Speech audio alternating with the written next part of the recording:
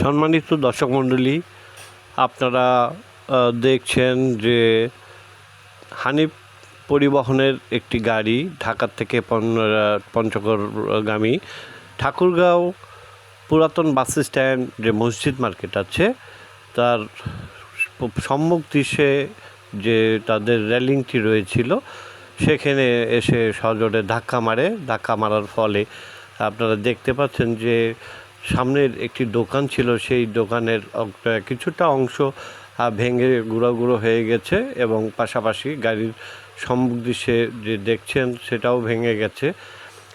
এতে বেশ হতাহতের ঘটনা জানা গেছে যে হেল্পার সহ আরও যাত্রী ছিলেন, তারাও সামনে যারা বসা ছিলেন তারাও আহত হয়েছেন। আর সাধারণ মানুষদের কথা যে তারা এই বাসটি তাদের বক্তব্য হচ্ছে যে চালক সম্ভবত ঘুমিয়ে পড়েছিলেন, যার ফলে এই দুর্ঘটনার ঘটেছে।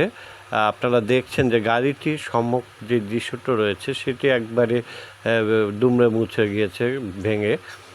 তো স্থানীয় মানুষ যারা প্রত্যক্ষদর্শী তাদের বক্তব্য থেকে জানা যায় যে আসলে গাড়িটি ড্রাইভারের ঘুমের কারণেই অনিয়ন্ত্রিতভাবে সে ধাক্কা মারার পরে এই দুর্ঘটনার কবলিত হয় বলে জানা গেছে। তো চলুন আমরা বিস্তারিত পুরো ভিডিও জুড়ে দেখি যে আসলে কোথায় কীভাবে ঘটেছিল সেটা সাধারণ যাত্রী বা স্থানীয়দের কাছ থেকে এই বক্তব্যগুলো আমরা জেনে নিই। ততক্ষণ সাথে থাকুন, ধন্যবাদ।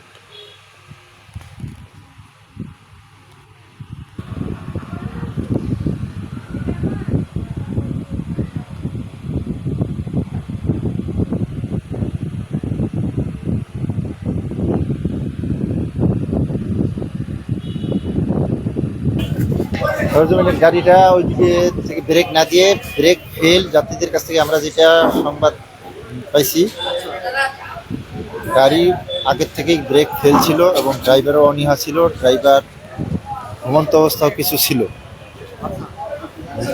গাড়িটা ঠাকুরগাঁও স্টপেজ এবং এখানেই লাস্ট স্টপেজ ছিল, সে লাস্ট স্টপেজে ব্রেক দিতে না পারে আয়ারল্যান্ডে লাগাতে, আয়ারল্যান্ড থেকে স্পিড বেড়ে গিয়ে মসজিদে এসে লেগে যায়।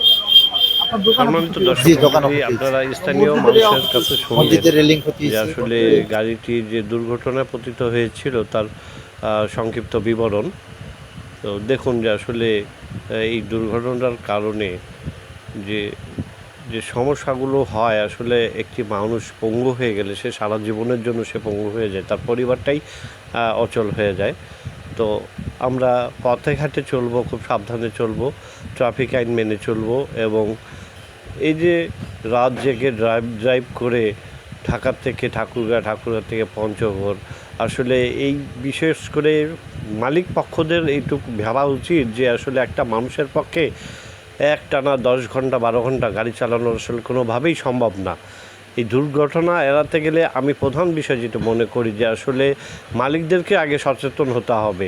একজন মালিককে তার সামান্য কিছু টাকা বাঁচিয়ে একটা ড্রাইভারকে দিয়ে এই যে 12 ঘন্টা 24 ঘন্টা গাড়ি ড্রাইভ করে ঢাকা থেকে ঠাকুরগাঁ থেকে আবার পুনরায় ঢাকা ফিরে যাওয়া, এইসবের কারণে আসলে এইসব দুর্ঘটনা ঘটে থাকে বলে আমি মনে করি।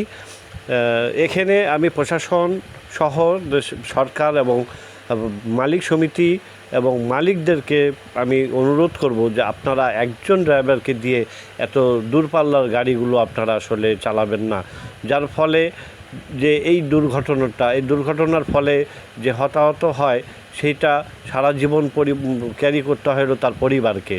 এখানে মালিক সমিতি হয়তো খুব বেশি 10,000 টাকা 20,000 টাকা বা 50,000 টাকা ক্ষতিপূরণ দিয়েই তার কিন্তু শেষ হয়ে গেল, কিন্তু যেই পরিবারের সদস্যটা ক্ষতিগ্রস্ত হলো, মারা গেল কিংবা পঙ্গু হয়ে গেল, তাকে আজীবন তাকে এইটা বহন করতে হয়। যার ফলে আমি অনুরোধ করব যে আপনারা আপনাদের যেই সব পরিবহন রয়েছে আপনারা অন্ততপক্ষে দূরপাল্লার গাড়িগুলোতে 2 জন করে ড্রাইভার আপনারা এখানে রাখবেন, এটা আসলে কামনা করি। মুক্তকলম, পুরাতন বাস স্ট্যান্ড, ঠাকুরগাঁ।